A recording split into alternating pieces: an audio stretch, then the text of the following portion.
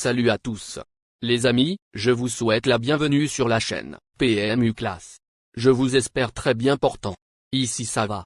Comme d'habitude on va songer à ceux qui luttent pour la santé, prompt rétablissement à vous. Les amis, on va faire le pronostic quintet de ce vendredi.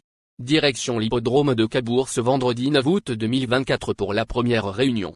Le tiercé écarté quintet plus se disputera dans la 4e compétition, le prix Bruin au Cocatrix. Réservé à des chevaux âgés de 7 à 11 ans n'ayant pas gagné 214 000 €, ce rendez-vous a réuni 16 trotteurs sur la distance de 2750 mètres. La moitié d'entre eux aura le handicap de rendre 25 mètres. Le coup d'envoi sera donné vers 20h15.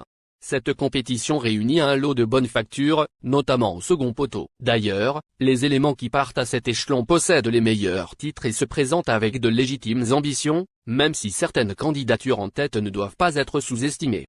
Chers amis parieurs, les chevaux favoris et plus ou moins incontournables du quintet du jour.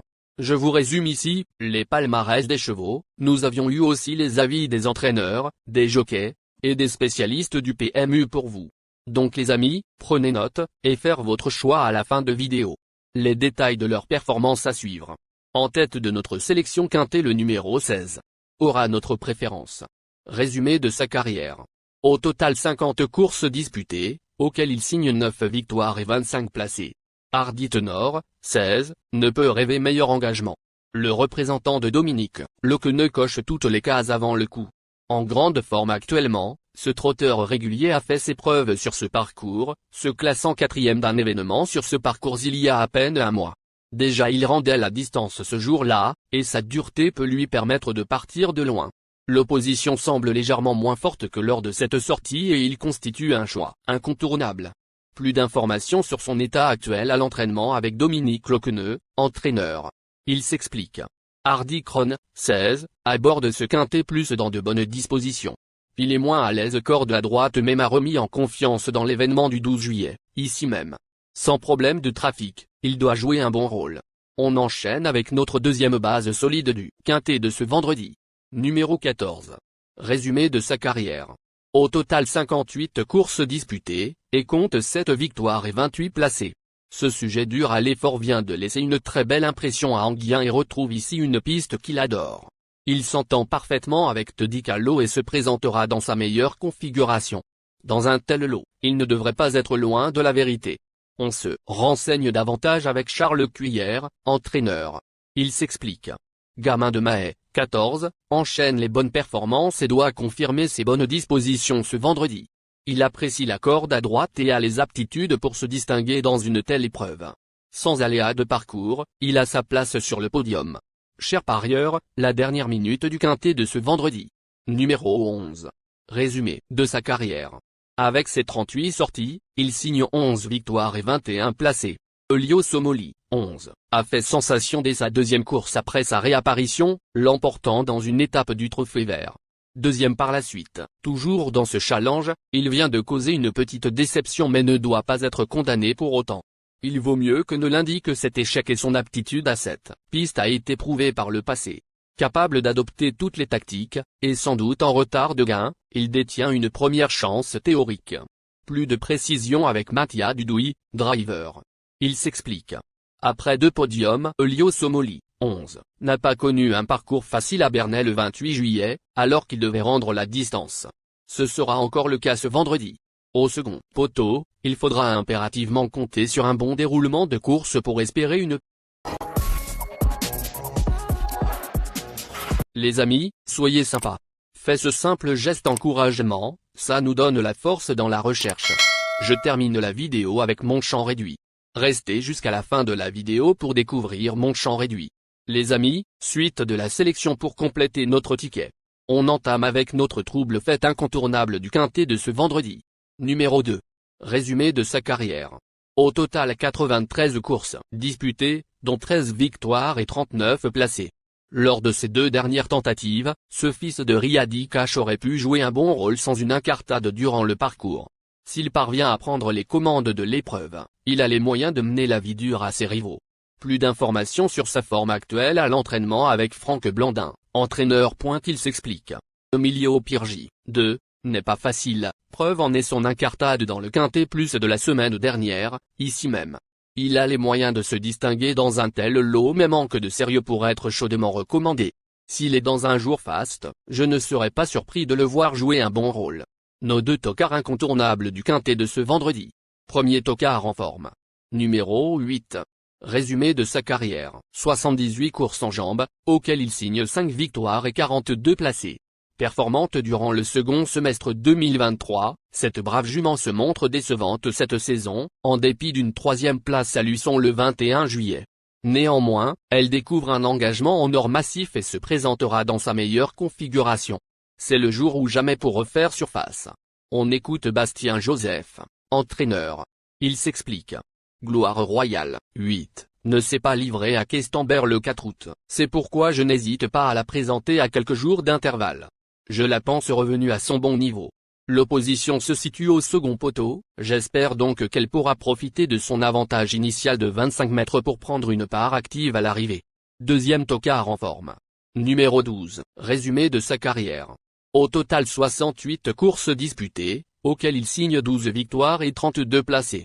Après un break durant le premier semestre, ce fils d'univers de Pan monte en puissance, comme l'atteste son récent accessit à Amiens dans un bon lot. Confirmé à Cabourg, 2 victoires, il peut profiter de la forme de son entourage pour jouer un bon rôle. Plus de précision avec Philippe Daujar, entraîneur et driver. Il dit. Guignol de Chardet, 12, est revenu en belle condition physique. Il me donne satisfaction le matin et sa récente 3e place à Amiens me confirme qu'il a retrouvé son bon niveau. C'est un cheval très agréable, qui fait toujours de son mieux. Avec un parcours sans encombre, il est compétitif pour la 4e ou 5e place. Notre outsider séduisant du Quintet 2, ce vendredi. Numéro 1. Résumé de sa carrière. Au total 46 courses disputées, et compte 7 victoires et 26 placés. 5e sur ce parcours il y a tout juste une semaine, ce Hongre de 7 ans se présentera en belle condition physique. Rarement décevant lorsqu'il se présente déféré des 4 pieds, il n'a toutefois aucune marge face à une telle opposition. A glissé en fin de combinaison. Plus de précision avec Patrice Picot, entraîneur. Il s'explique. Horatio de Cerisy, 1, n'a pas pris un bon départ la semaine dernière, puis le déroulement de course n'a pas joué en sa faveur. Cette tentative lui a fait du bien et je le pense monter en condition. Sur le papier, le lot est moins fort que vendredi dernier. Mon cheval est performant lorsqu'il se présente de façon rapprochée. Je compte le voir prendre une place. Notre surprise évidente du Quintet de ce vendredi. Numéro 6. Résumé de sa carrière. Au total 46 courses en jambes, dont 5 victoires et 26 placés. Titulaire de 4 places en 5 essais à Cabourg, cette pensionnaire de Nicolas Delamarre vaut mieux que ne l'indique sa musique récente. Pilotée par Franck Nivard pour cet engagement sans doute préparé avec soin, elle peut viser une place. On écoute Nicolas Delamarre, entraîneur. Il s'explique. Une Adora, 6, est revenue en bonne forme, mais elle a manqué de chance lors de ses 2 derniers parcours. Elle aime les courses rythmées et j'espère qu'elle sera servie ce vendredi soir. Avec un déroulement favorable, j'espère la voir se réaliser.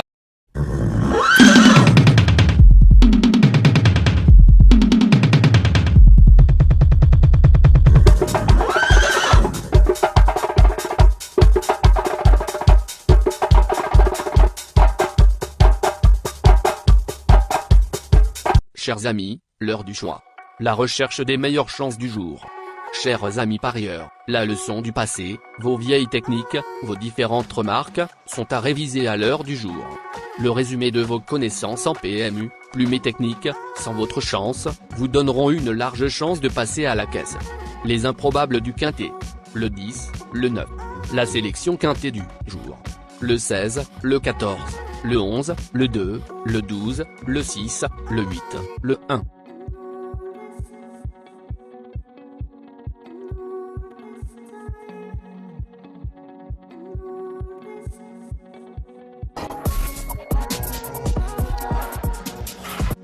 La synthèse de l'analyse du Quintet. La minute de la vérité. Le numéro 16, c'est le plus gros favori de la course, il détient le pilier de la course, soyez très prudents chers parieurs. Les 3 atouts du Quintet. Le 14, le 11, le 2.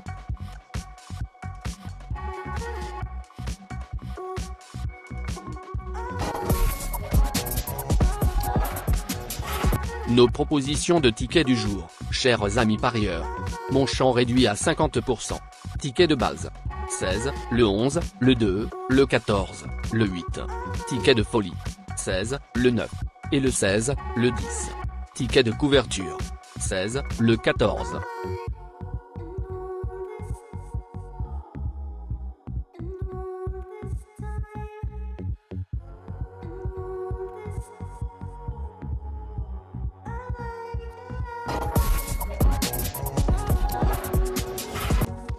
Mon multi 5 du jour. 16, le 6. Associé au grand carnet. Le 14, le 11, le 2, le 12, le 8, le 1, le 10, le 9. Merci les amis. Bon jeu à tous. À très bientôt pour la prochaine course. Bye.